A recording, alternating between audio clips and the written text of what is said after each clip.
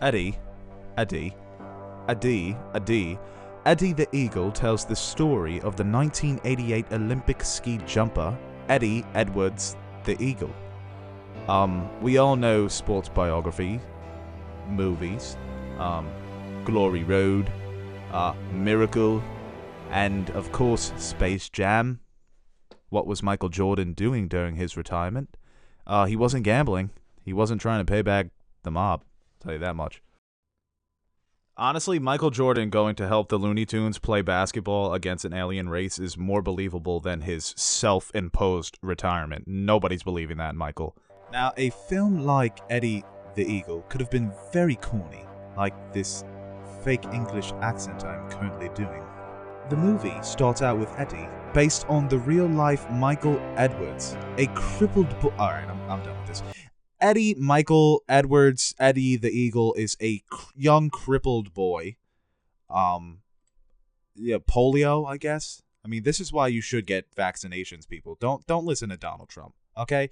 Don't listen to Carly Fiorina. Anyway, this kid is dedicated to playing sports. He wants to prove the world wrong.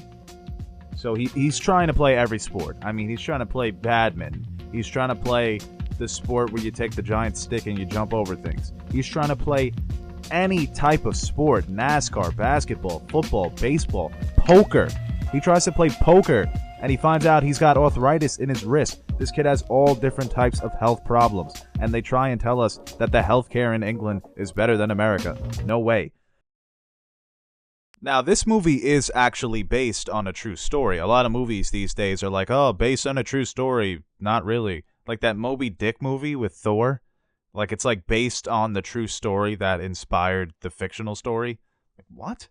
No, this guy actually existed. He was so determined to prove everybody wrong because since such a young age, he's had all these health ailments. And he's like, dude, you know what? Fuck you, man. I'm going to go out and have my moment. And he qualifies for the Olympics in 1988. In 1987, sorry. He competes in the Olympics as the first British ski jumper in about 60 years. And, of course he's going to be setting all types of British world records because he's the only one doing it. And he becomes a minor celebrity. He's appearing on The Tonight Show. He's going on all different types of talk shows. He becomes one of the most famous British athletes of the time. His 15 minutes of fame gets stretched out to about 20 to 23 minutes. And he became a hero known as the underdog type of hero. The hero that's not qualified to be the hero. He became the booster gold of Olympic ski jumping. And ski jumping, to tell you the truth, even though most of it's gravity, I mean, look at some of these videos. I mean, these guys are fucking flying through the air. Some of them are crash. I need to look up the deaths. I need a death toll. By the end of this video, I will give you a death toll. So the movie starts. He takes a bus from England to Germany. And that's all you have to do is take a bus. Can you imagine that? Or a train. I mean, somebody should have told the Jews, really. In the night. Well, did they have trains in the 1940s? Yeah, they did. They had trains during the Civil War. Oh, somebody should have told the blacks. So he gets to Germany. He's got nothing. He's got no money. And he falls asleep in the closet of a German bar. And there's this, like, really hot sexual scene where this, like, German MILF, like, starts hitting on him. And he's all like, nah. He was cock-blocking himself. That's the type of character this guy is. He's very focused and very determined to accomplish his goal. And, of course, Hugh Jackman is in the film, and he plays his, very tall, dark, and handsome, and in very good shape a coach. And he's great in the movie. It's a feel-good film. But the thing with feel-good films is sometimes they go so corny where there's so many, like, oh, you got to do this, Eddie, it's your destiny. Even though some of the cliches are there, the film does not succumb to the cliches. It's a very emotional film. It really focuses on the training, the hardships that you have to go through to even become an Olympic ski jumper. And it really focuses on one man's determination to prove the world wrong.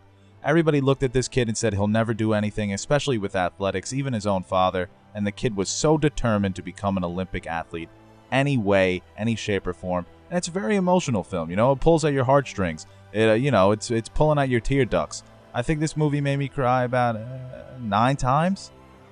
So it's a really good film. It's a feel-good film.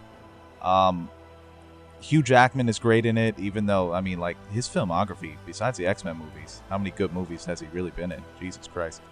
But I would give this movie a 7 out of 10. I definitely recommend it. There's a great scene where there's 5 Swedish guys in a sauna, naked. They're really mean to Eddie, but they're pretty hot. So, it's worth it for that. So I definitely recommend this movie. Oh, and as for the death toll number, there have been 47 confirmed deaths from skiing, just skiing in general, since 1909. So, a little disappointing. It's a little low. I thought it was going to be higher.